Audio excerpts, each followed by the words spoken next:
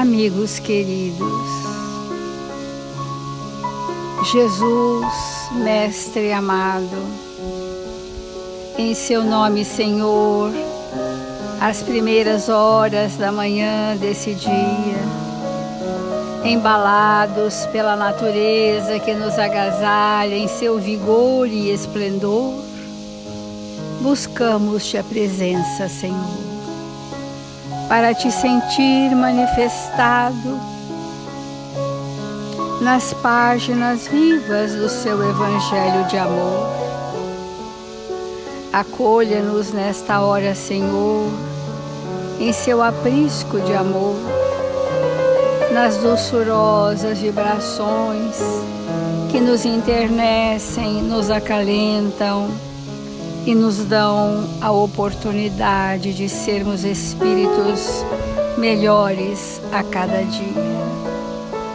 Que a humanidade da Terra, envolvida pelo clarão da vossa misericórdia, permaneça, Senhor, recebendo do influxo divino todos os bens e esperanças necessários a estes tempos de renovações, confiantes na presença honrada e amiga dos Espíritos responsáveis por este Evangelho, em seu nome, Senhor, e em nome dos Espíritos felizes que aqui se apresentam, iniciamos as reflexões do Evangelho desta manhã. Obrigada, Senhor. Obrigada, amigos, e que assim seja.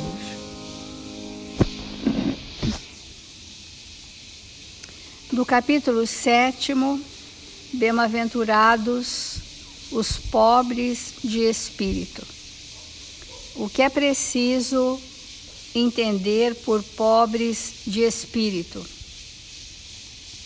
Bem-aventurados os pobres de espírito, porque deles é o reino dos céus. Nessa primeira parte, nós vamos ficar refletindo o que é ser mesmo pobre de espírito. Muitas pessoas enganadas quanto à interpretação dizem assim, quando uma pessoa tem uma má conduta, é um pobre de espírito. E é exatamente o inverso, pobre de espírito. O pobre de espírito são os espíritos humildes. É o mesmo que dizer bem-aventurados os humildes. Então, nós precisamos compreender de onde nasce essa característica que nos impede de sermos humildes e de sermos esses espíritos bem-aventurados.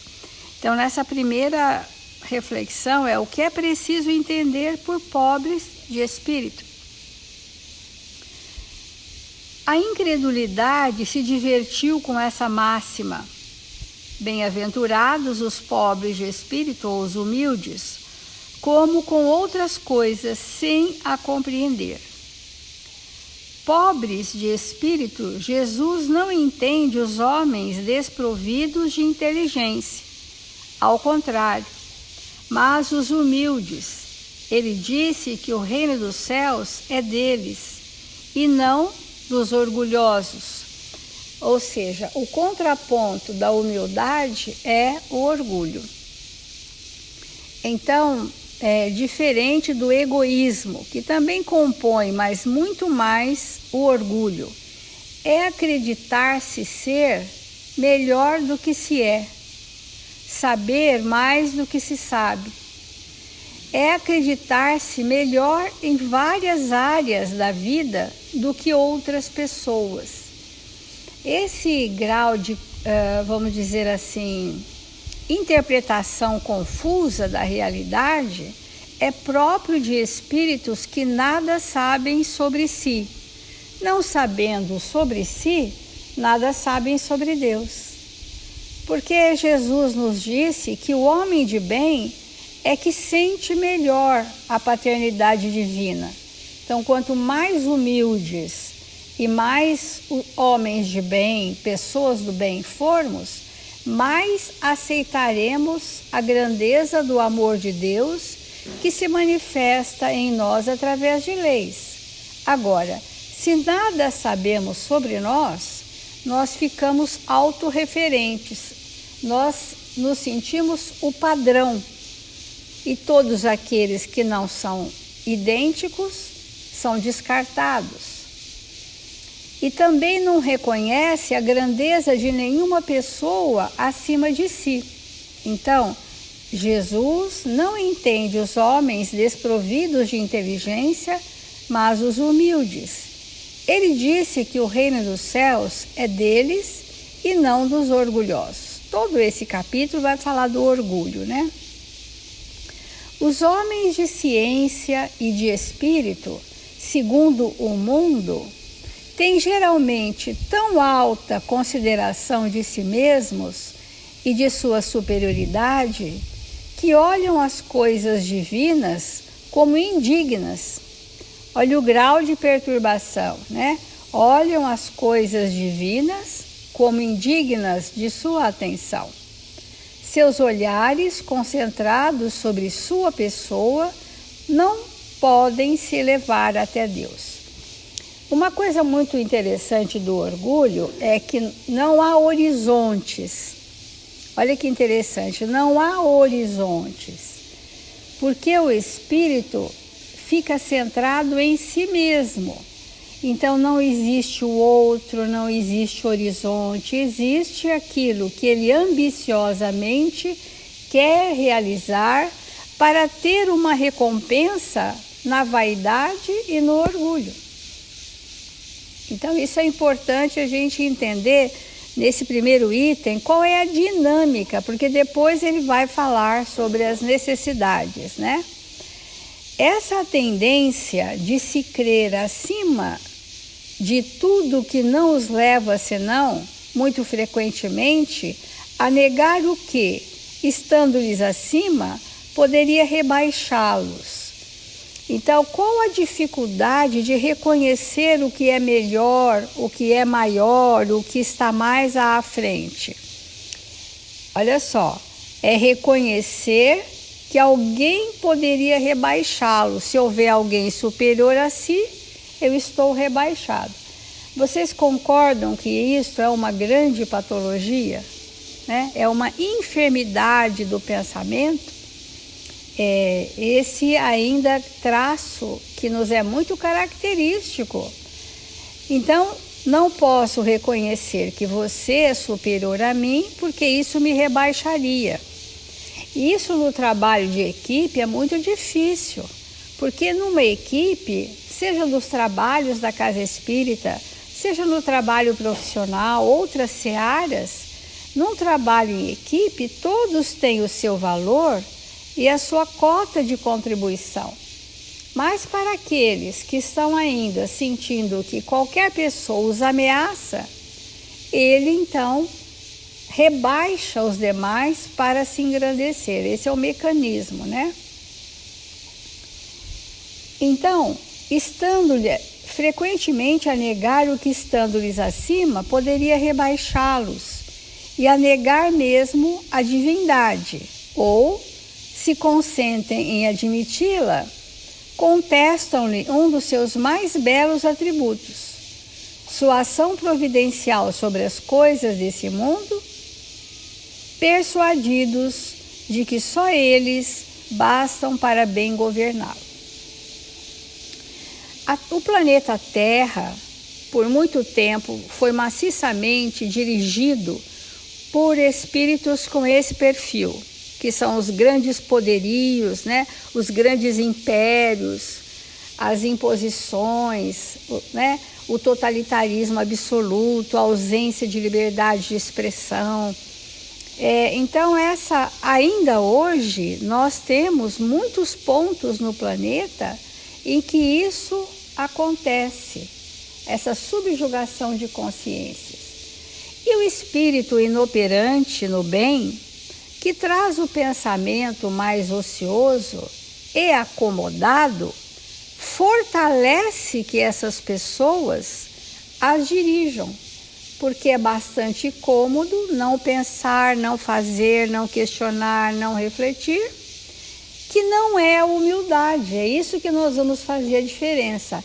Esse estado apassivado de acomodação, de inoperância do nosso pensamento, que nós vamos convencionar chamar ociosidade do espírito, que não tem obras e construções, aderem a qualquer um daqueles que se dizem melhores, sem os filtros do discernimento, sem escolhas lúcidas, e se deixam assim arrastar.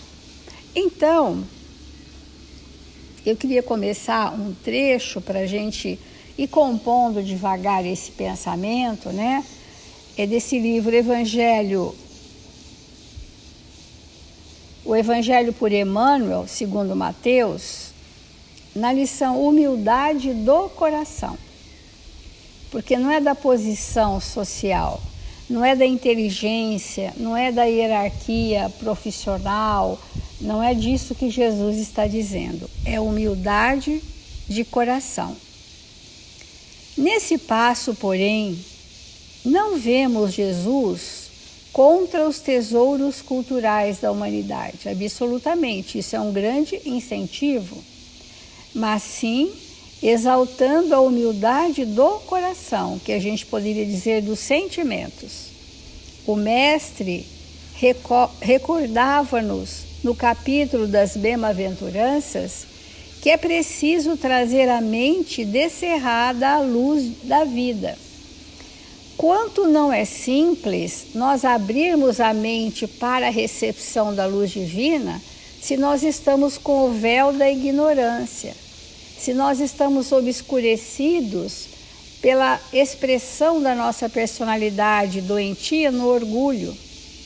Então, descerrar é muito importante, abrir a luz da vida para que a sabedoria e o amor encontrem seguro aconchego em nossa alma. A ideia que é a pergunta que fica no ar: como nós vamos fazer isso? Como que nós vamos tirar esse ensombreamento para que a luz da vida, para que a sabedoria e o amor encontrem aconchego, aderência na nossa intimidade, sendo que o primeiro passo é o contato com as verdades de vida eterna, que se manifestam no Evangelho de Jesus, que são as leis divinas esmiuçadas para nós. O que é o Evangelho? As leis de Deus esmiuçadas para nós, dentro da compreensão desse estado evolutivo que nós estamos hoje. Então, olha que importante, sem o contato com a luz da verdade, porque quando essa verdade nos toca, ela move ações pelos sentimentos. E as ações pelo sentimento constroem em nós novos hábitos, nova forma de perceber a realidade da vida e nova forma de perceber a nós mesmos. Essa é a dinâmica através da qual nós vamos vencer esse estado de orgulho crônico, né? Então, olha que importância. Receber a luz da verdade é receber o Evangelho, aquele Evangelho que desacomoda em nós as estruturas rancas seculares. Receber o Evangelho que faz balançar aqueles registros antigos nos campos da nossa anterioridade. Essa é a verdade. Quando ela nos chega, ela faz essa desacomodação. Ela nos leva a pensar sobre nós mesmos, talvez de forma diferente. Porque, como ontem a Ana falou, ninguém, se a pessoa não se conhece, ela não consegue viver a humildade. Porque a humildade é esse reconhecimento do nosso tamanho real, da nossa possibilidade real, nem menosprezo, nem enaltecimento, mas a realidade do que somos. E essa realidade do que somos é que vai gerar um mínimo de humildade, que é o patamar básico para que todos os nossos sentimentos nobres aconteçam. Ninguém pode ser bom sem ser humilde, caridoso sem ser humilde, indulgente sem ser humilde.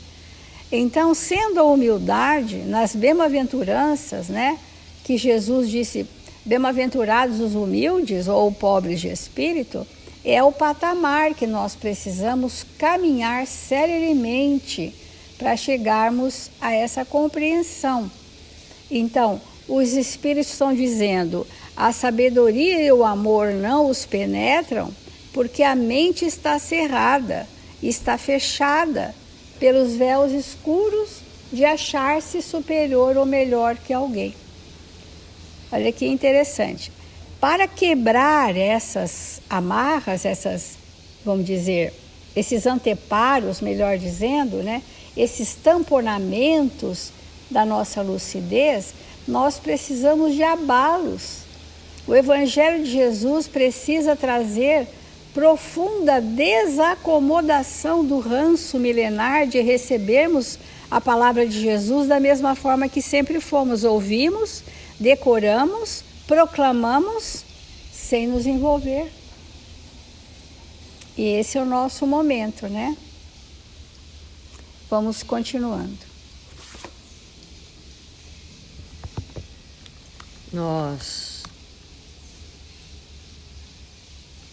ao estudarmos o Evangelho, vai ficando claro para nós quem nós somos e o que viemos fazer na Terra e se estamos fazendo.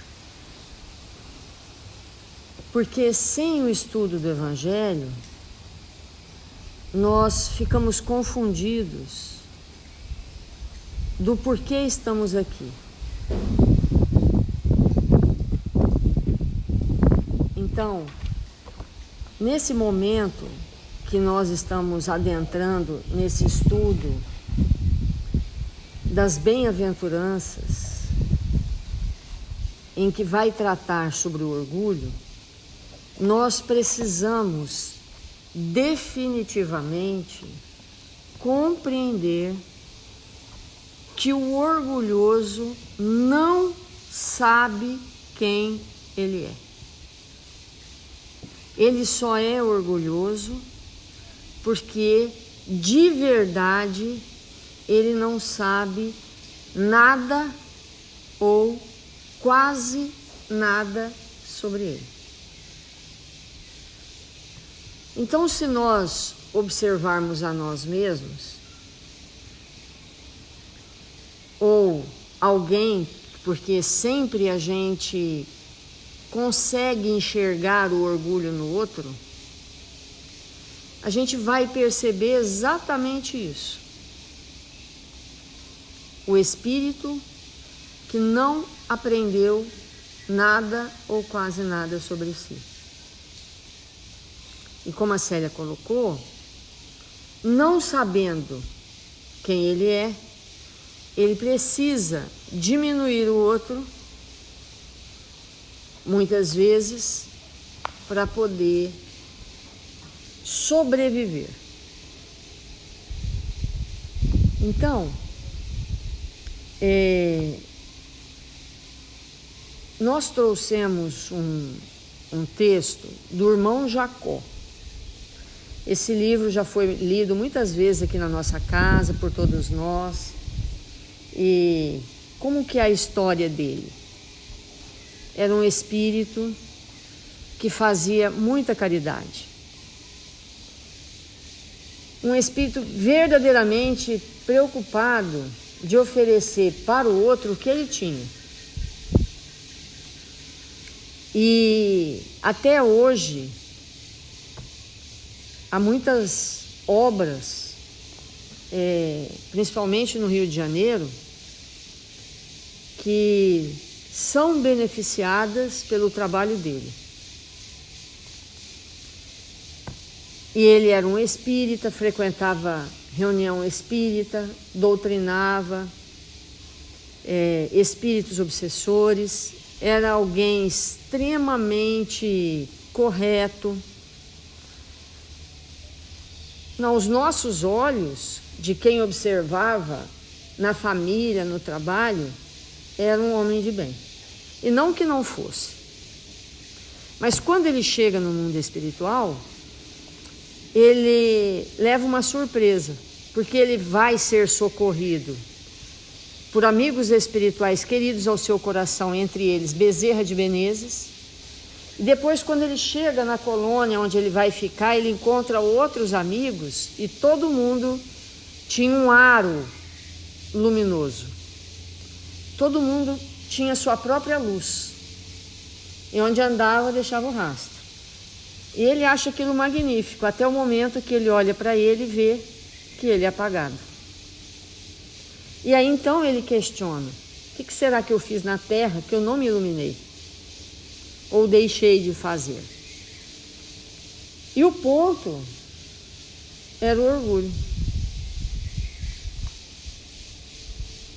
Porque o orgulhoso, ele não faz nada consigo. E não fazendo nada consigo, ele não se ilumina.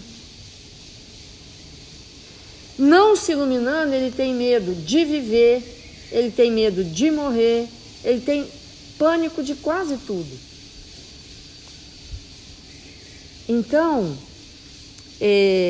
o orgulhoso é aquele que não trabalha a si mesmo. Ele não faz esse trabalho com ele. Então, se ele ouve o Evangelho, se ele frequenta uma instituição religiosa, ele pode gostar, ele pode ter afinidade por aquelas ideias, mas ele não consegue, de maneira nenhuma, estabelecer um movimento íntimo de aproveitamento. Ele simpatiza, mas aquelas ideias não o penetram, não o transformam. E aí é muito grave. E eu trouxe alguns trechos do livro Voltei, do capítulo Surpresa Sublime, é o capítulo 19.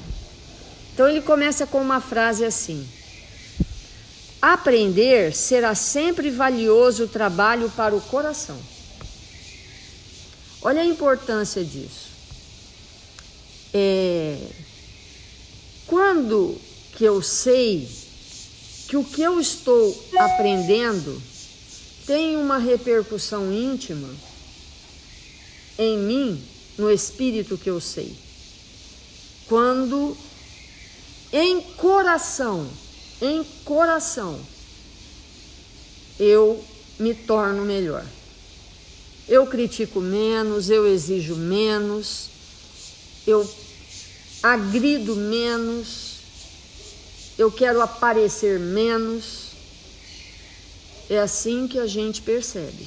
Então ele começa: aprender sempre será valioso trabalho para o coração. E aí, ele diz assim: a luz interior revelada por vários amigos, que ele via então aonde ele estava, sem que a mínima réstia de claridade me assinalasse a presença, constituíra a primeira evidência a sugerir a modificação da minha atitude mental. Ou seja, ele chega à conclusão que ele precisava renovar a forma de pensar. Na atitude mental, que esse seria o primeiro passo: olhar para as coisas, para as pessoas, para as situações de uma outra forma. Porque ele tinha ficado incomodado com aquela situação.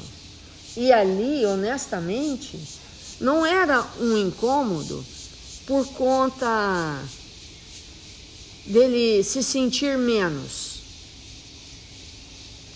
mas pelo fato dele não ter aproveitado a existência para se iluminar.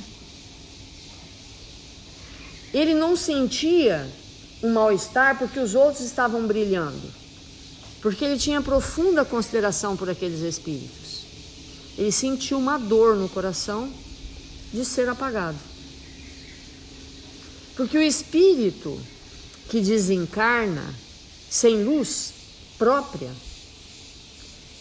e vai ser levado a um ambiente, ele vai ser considerado como um necessitado. E nós amamos o trabalho. A gente quer chegar num lugar, de que maneira? Será que a gente quer chegar num lugar carregado? Precisando de todos os cuidados por tempo, sabe lá, indeterminado? Ou a gente gostaria de chegar num lugar pronto para o trabalho? Porque o mundo espiritual é exatamente como aqui. A gente fecha os olhos aqui e abre lá. É como quando a gente acorda. Estava dormindo, de repente acorda. Então, o ambiente da Terra precisa ser para nós um ambiente onde nós vamos nos iluminar. Porque tudo certo, muitos de nós cumprem perfeitamente seus deveres, faz tudo o que é necessário, mas podemos chegar em ambientes espirituais para ser cuidados. Então, a dor dele era de não ter tido esse aproveitamento. Aí ele continua.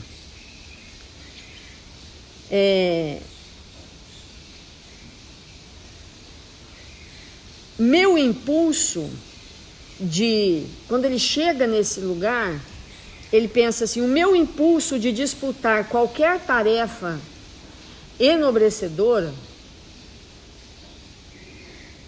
tal como no veículo precisa de combustível para se locomover, necessitava eu do fator qualidade para a nova luta que ingressava. Então, o que ele chega à conclusão? Que ele fez muito, de maneira extremamente intensa, mas a qualidade era comprometida. Teria sido melhor ter feito menos e de uma forma entregue ao que se estava realizando. E ele continua que num determinado momento ele vai visitar uma região onde espíritos muito endurecidos estavam em tratamento.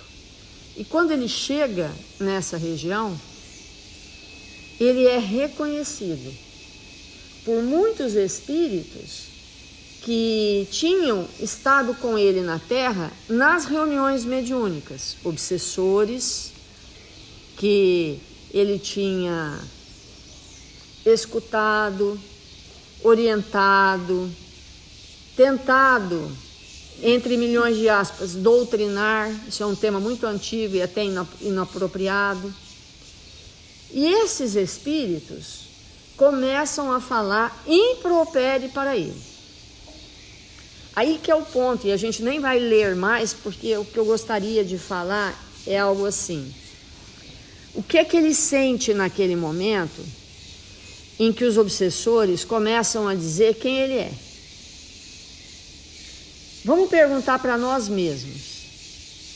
Quando a gente sente que alguém fala para nós um lado sombrio que essa pessoa enxerga em nós, como que a gente se sente? Que resistência nós temos para ouvir alguém dizer para nós: você é muito egoísta, Você é muito orgulhosa. Você é muito prepotente. Que resistência a gente tem para ouvir de alguém isso? O que a gente fala? E você é o quê? É ou não é? A gente fala isso ou não? Se não fala, pensa. Ou a gente ataca, ou a gente justifica. Por quê? O espírito orgulhoso, ele tem 0,0000000 elevado a milésimo, que nem existe isso, de resistência para ouvir de alguém que ele não é a quinta maravilha do mundo. Então o Evangelho, amigos, em especial esse capítulo, ele é um convite, de novo, uma vez mais, para nós olharmos para nós mesmos. E quando ele ouve aqueles comentários infelizes daqueles espíritos que estavam numa região difícil, pela primeira vez ele reflete e chega à conclusão que dali para frente ele iria todos os dias, e se possível várias vezes ao dia, só para ouvir o que eles tinham para dizer sobre ele, para que aquilo causasse na sua intimidade reflexões que encarnado ele não tinha tido condição de passar, porque não tinha nenhuma resistência para isso. Então, a luz espiritual depende 100%, não é assim, mais ou menos, depende 100% da humildade. Só o espírito humilde, com algum nível de humildade, tem luz. O resto é escuro.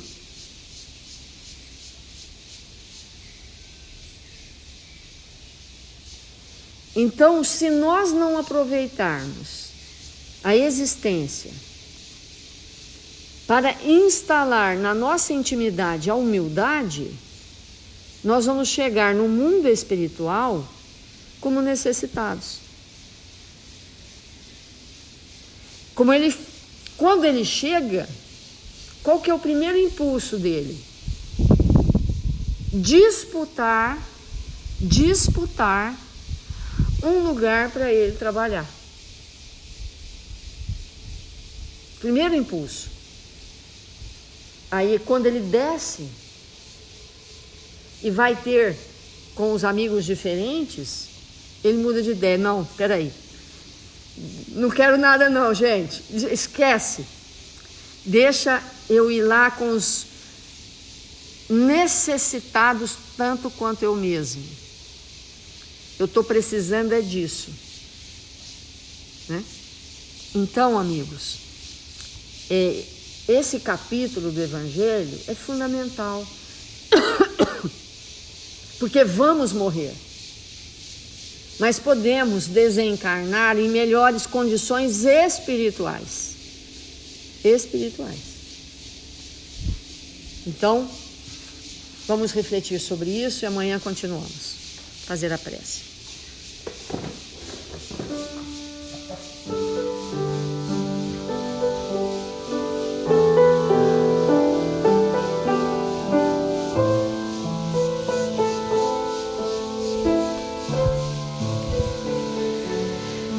Senhor Jesus, divino amigo das nossas vidas, nós nos encontramos aqui, desejosos de aprender sobre o Espírito que somos. Estamos aqui, Senhor, para nos entregar nesse aprendizado e nos tornarmos espíritos melhores. Que sejamos nesta existência aqueles a estender as nossas mãos para aqueles que nos ofendem, para aqueles que nos criticam, para aqueles que não nos compreendem, para que a humildade, Senhor, se instale em nossos corações. Rogamos amparo, Mestre, para que nesta existência possamos nos tornar espíritos melhores, possamos servir em Seu nome. Mil vezes obrigado, Senhor, por esta manhã gloriosa em nossas vidas, em que estes espíritos amorosos se aproximam de nós para derramar sobre cada um as bênçãos do seu amor. Nós te rogamos, Senhor, amparo e proteção, saúde e bom ânimo para todos os nossos irmãos registrados nos cadernos de vibração da nossa casa, que eles sejam amparados, visitados, socorridos, que possam aprender o bem e a verdade, se iluminarem aqui na terra.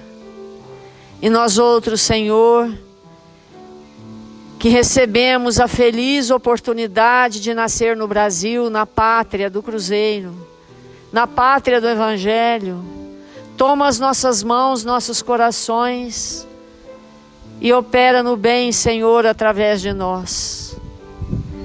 Que sejamos capazes de realizar as nossas mínimas tarefas, com bom ânimo, com esperança, com alegria. Que o Senhor nos abençoe e nos fortaleça, agora e sempre.